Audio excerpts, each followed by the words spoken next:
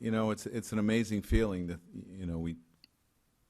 we're down 9-1, and then we were down 11-4, and our guys just this group is resilient. They never quit. We have the ability to hit the ball in the ballpark, and that's what we did. And you had a bunch of big hits along the way.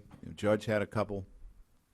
Castro has a huge one, and then obviously the big one at the end. It's hard to describe.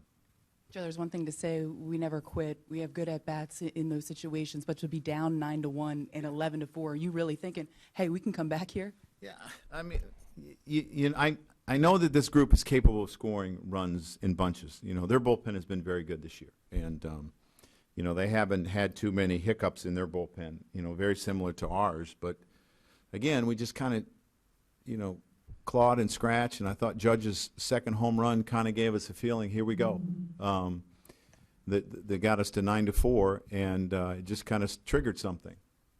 Susan? First of all, it seems like a long time ago. CeCe tonight, what did you see from him? He made mistakes. I thought his stuff was pretty good.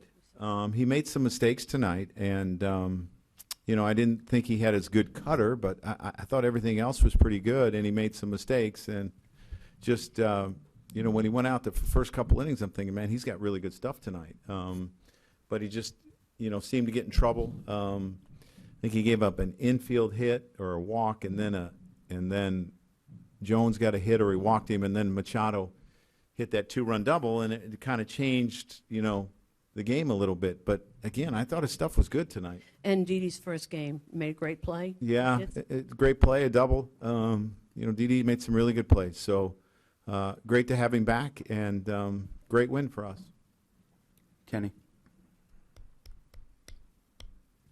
Joe, you said it was the second Judge home run. Yeah. Here we go. Is it the way he hits them as well as the score differential that I think so. We've talked about, he hits, some long fly balls. He hit 2 line drives out tonight.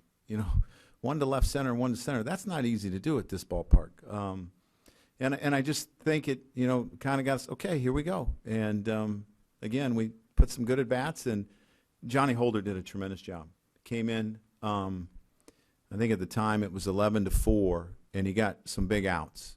He got Machado, and he got Trumbo, who killed us all night, both of them. And that was 2 big outs, probably as big as outs as we got all night. Are you aware that Judge set the new record for exit velocity with that second home? No, I am not, but I'll check it out. Danny? Joe, did you notice if the ball was jumping out of here more than usual, or was it just guys hitting the ball that well tonight? I think it was guys hitting the ball that well. It's probably carrying a little bit better because it's warmer now. We had a really nice night to play. But again, I said in spring training, our guys were hitting balls, and they were going a long ways. And it's continued. Matt obviously had a good game up in Boston. Was this a carryover? Do you think of that? I think so. I thought he had another good game tonight.